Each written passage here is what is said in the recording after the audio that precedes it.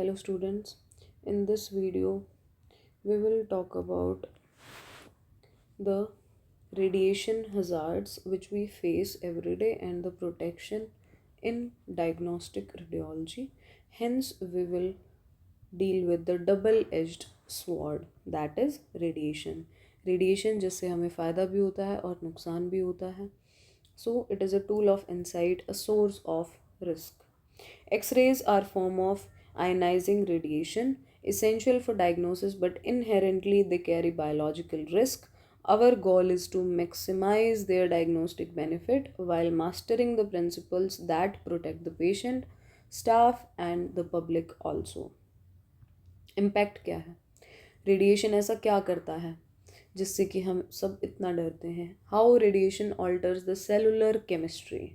Ionizing radiation has enough energy to dislodge electrons from atoms, creating damage through two primary pathways.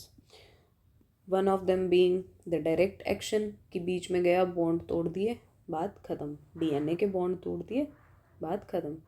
दूसरा है कि गया water के पास गया, एक बना दिया उसने H+ और एक बना दिया उसने OH नेगेटिव, यहाँ से बॉन्ड तोड़ दिया. This is what this is indirect action. This is what this is indirect action. Radiation ionizes water molecule creating highly reactive free radicals that damage DNA. This accounts for 60 to 70% of the damage done to the DNA. Radiation directly strikes and ionizes a critical molecule such as DNA. Then damaging the blueprint of life. ऐसा क्या होता है? DNA को damage करने से ऐसा क्या हो गया? Radiation alters the chemical bonds within the DNA. जैसे कि यहाँ पे for example a thymine base can be altered to incorrectly bind with another thymine. Usually क्या होता है डीएनए मॉलिक्यूल के अंदर that A always binds with T and C always binds with G. So यहाँ पे क्या हो जाएगा कि T जो है A के पास बाइंड करने की बजाय रेडिएशन से जब इफेक्ट हो गया, बॉन्ड टूट गया, तो T will go and bind some other T. तो क्रॉस लिंक्ड इनकरेक्ट बॉन्ड्स बन जाएंगे. उससे होगा क्या? When this damaged DNA replicates, the coding errors occur. These mutations can result in damaged chromosomes. Cells then reproduce abnormally, which can lead to birth defects or cancer itself. So, radiation her cell पे बराबर काम करता है क्या? Not all cells are created equal. हर किसी cell पे radiation का action equal नहीं होता है. The law of Bergonie and Tribondeau establishes that cells sensitivity to radiation is directly proportional to its rate of reproduction and inversely proportional to its degree of differentiation. जो cell जितना जल्दी reproduce करेगा उस पे उतना ही रेडिएशन का effect होगा. Making the lymphocytes, the bone marrow cells, they highly sensitive for radiation. On the other hand, it is inversely proportional to its degree of differentiation. So जो सेल जितना डिफरेंशिएटेड होगा उतना ही लो सेंसिटिव होगा radiation से. जैसे कि neurons. These are the neurons least sensitive in human body for radiation. Then हर cell तो इक्वल नहीं है, लेकिन हर सेल हर फेज में इक्वल है क्या? हर फेज में भी इक्वल नहीं है. Cells are most sensitive during the M phase mitosis, G2 phase of their cycle, and least sensitive during the S phase. Oxygen amplifies the damage. जैसे ही ऑक्सीजन वहाँ पे आता है तो ऑक्सीजन उस डैमेज को करता है 2 to 4 times. Well oxygenated cells are more sensitive to radiation. Oxygen क्या करता है? It combines with radiation to create a great number of cell damaging the free radicals. This increased sensitivity is measured by the oxygen enhancement ratio for low energy transfer radiation like X-rays. Oxygen enhancement ratio is between 2 to 4 for most of the mammalian cells. इसका क्या मतलब है कि oxygen की absence में oxygen just a minute oxygen की absence में अगर इफेक्ट हो रहा था 1x 1 टाइम, अगर ऑक्सीजन प्रेजेंट है तो वही रेडिएशन, सेम रेडिएशन, यहाँ पे भी वही radiation, same and equal radiation will produce 2 to 4 times of that effect, जो कि यहाँ पे 1x था. This is the oxygen enhancement ratio, and for most of the mammalian cells it is between 2 to 4 for X-rays only. We are talking about X-rays only here. 2 types of harm the radiation is carrying. So this is a very important question, her paper में आप लोगों से पूछा जाता है. So kindly listen carefully. Understanding the radiation effects. To manage risk, we classify radiation's biological effects into 2 distinct categories based on how they relate to the dose. कि कितनी dose पे कौन सा इफेक्ट होगा, उस हिसाब से हम डिवाइड करते हैं. डिटर्मिनिस्टिक, जो कि थ्रेशोल्ड इफेक्ट्स हैं, और स्टोकेस्टिक, जो कि नॉन थ्रेशोल्ड हैं या फिर वो प्रोबेबिलिटी पे चलते हैं. Threshold versus probability is the core distinction here. एक चीज़ काम करती है थ्रेशोल्ड पे, जो कि है डिटर्मिनिस्टिक इफेक्ट्स, कि एक क्रिटिकल थ्रेशोल्ड है, उसके नीचे कोई इफेक्ट आपको नहीं देखने को मिलेगा, उस थ्रेशोल्ड के बाद आपको इफेक्ट देखने को मिलेगा, और जो इफेक्ट होगा वो रेडिएशन डोज के प्रोपोर्शनली इंक्रीज होता जाएगा. सो deterministic effects has a threshold dose below which the effect does not occur. Severity of the effect increases as the dose increases above the threshold. It affects all the individuals exposed above the threshold dose, and it results from killing of a large number of cells. Skin erythema, types of deterministic effects हम देख रहे हैं. Skin erythema which occurs at 2 gray, cataract, temporary sterility and permanent sterility at 4 gray of radiation dose. उसके बाद बात करें अगर stochastic effects की. stochastic effects are probabilistic effects. So एक probability है कि होगा या नहीं होगा, होगा या नहीं होगा, हो भी सकता है नहीं भी हो सकता है. तो उस हो भी सकता नहीं भी हो सकता के लिए no known threshold is required. Risk exist even at low doses. Probability पे काम करता है. Probability of the effect increases with the dose. Severity is independent of the dose. Affects only a proportion of the exposed individuals. Probability की इस population में इस effect के होने की प्रोबेबिलिटी 4% है.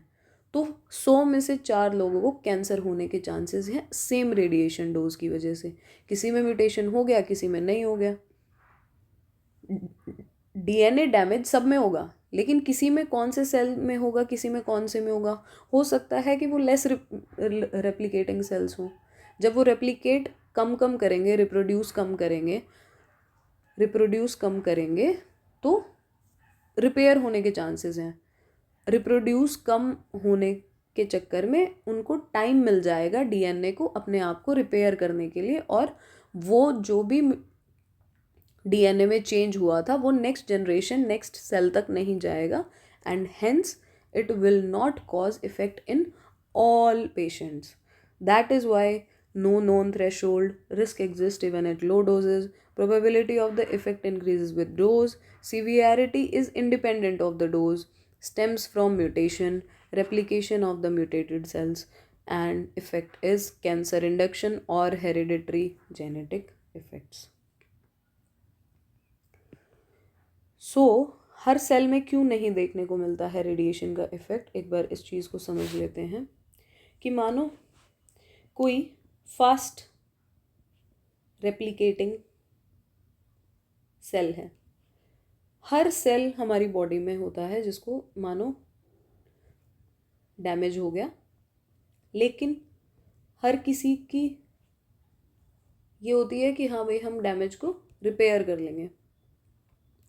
Now the repair depends upon कि कितना टाइम मिल रहा है उसको, उस रिपेयर को होने के लिए कितना टाइम मिल रहा है. फास्ट रेप्लिकेटिंग सेल में क्या होगा कि उस सेल को टाइम कम मिलेगा, डिक्रीज्ड टाइम होगा. टाइम कम होगा तो chances of repair are also less and hence fast replicating cells जो कि जेनाइटल सेल्स होते हैं उनमें क्या होता है, radiation, they are more radiation sensitive hence. और जो सेल्स स्लोली रेप्लिकेट करेंगे, मानो कोई स्लोली रेप्लिकेट करेगा तो क्या होगा कि उस डैमेज और रिपेयर के बीच में उसको बहुत टाइम मिल जाएगा, टाइम टू रिपेयर बहुत ज़्यादा होगा, जिसकी वजह से chances of repair are more, most likely repair हो जाएगा, नेक्स्ट जनरेशन तक पास ऑन नहीं होगा, not passed to next generation. So this was the main difference between radiosensitivity of the cells. Now next is what? Protecting our most vulnerable patients. बात करते हैं embryo की और फीटस की. They are highly radiosensitive due to rapid cell division and differentiation. जितना ज़्यादा cell का rapid division होगा और डिफरेंशिएशन होगा उतना ही उस सेल को डैमेज रिपेयर करने का टाइम कम मिलेगा and hence it is more sensitive. Key threshold for malformations in babies are 100 to 200 milligray. This value is a key reference for decisions regarding medical termination of a pregnancy following accidental exposure.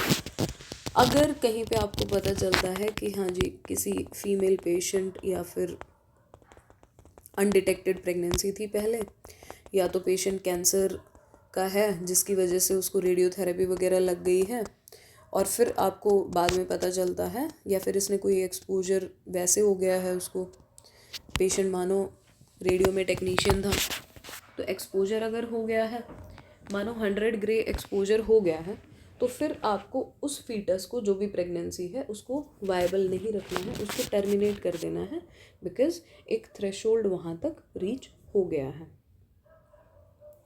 And किस time पे वो baby उस चीज़ के लिए ज़्यादा sensitive है, that is week 5 to week 10 in trimester 1. इसीलिए क्या किया गया कि 10-day रूल को काटते हुए नया रूल तैयार किया गया. Is pregnancy possible? क्योंकि बचाना तो हमें एम्ब्रियो या फीटस को ही है ना रेडिएशन से. तो 10-day रूल को छोड़ के आप प्रेगनेंसी पे देखोगे, कहीं ऐसा तो नहीं है कि पीरियड स्किप हो गए हों. The former 10-day rule has been replaced by a more practical guideline. The focus now has shifted from a calendar rule to an individual assessment. पहले क्या होता था कि कोई भी हमारे पास पेशेंट आता था, किसी भी रेडिएशन, किसी भी स्टडी को जो कि इन्वॉल्व करती थी रेडिएशन एक्सपोजर, अगर फीमेल पेशेंट आया कोई ऐसी स्टडी के लिए, तो पहले हम क्या करते थे कि उसको बोलते थे कि हम LMP के 10 दिन में 10-day रूल कि फर्स्ट 10 days में ही आपकी इन्वेस्टिगेशन डेट करेंगे, dated in first 10 days of LMP. तो इससे होता क्या था, pregnancy, if pregnancy is a possibility it should be confirmed and alternative non ionising imaging method should be considered first. तो पहले हम बोलते थे पेशेंट को कि हाँ जी आपको पीरियड्स आएंगे तो उसके 10 दिन के अंदर अंदर हम आपका टेस्ट करेंगे, क्योंकि 10 दिन में प्रेगनेंसी की प्रोबेबिलिटी बहुत कम है.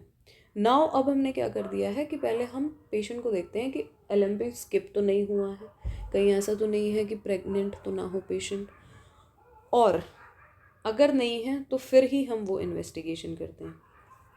Then the linear no threshold model for stochastic effects. Radiation protection guidelines are built on linear no threshold model. That is, any dose of radiation, कितनी भी छोटी हो, any dose of radiation, no matter how small, carries some risk. The relationship between the dose and the probability of a stochastic effect is linear. सो ये था हमारा radiation और radiation के effects. अब बात आती है टाइम, डिस्टेंस एंड शील्डिंग की. ऑल्दो ये हमने किसी और क्लास में भी डिस्कस किया है. विल गो थ्रू दिस जल्दी जल्दी. Time, we should minimise exposure time. Dose is directly proportional to the time. Distance, maximize the distance from the source. Dose decreases by the square of the distance, which is termed as inverse square law. And shielding, use appropriate barriers between you and the source. Practical techniques for patient dose reduction. Beyond the cardinal principles and specific equipment, techniques are used to lower patient dose without compromising diagnostic image quality. जैसे कि collimation, it narrows the X-ray beam to precise area of interest, reducing the volume of tissue irradiated.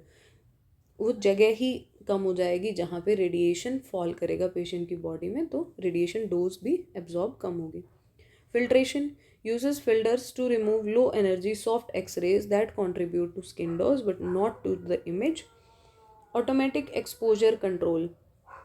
Sensors terminate the exposure once sufficient radiation is detected, ensuring the minimum dose for a quality image. And in fluoroscopy, we always use pulsed in places of continuous because it emits radiation in short pulses rather than continuous streams, significantly reducing the total beam on time.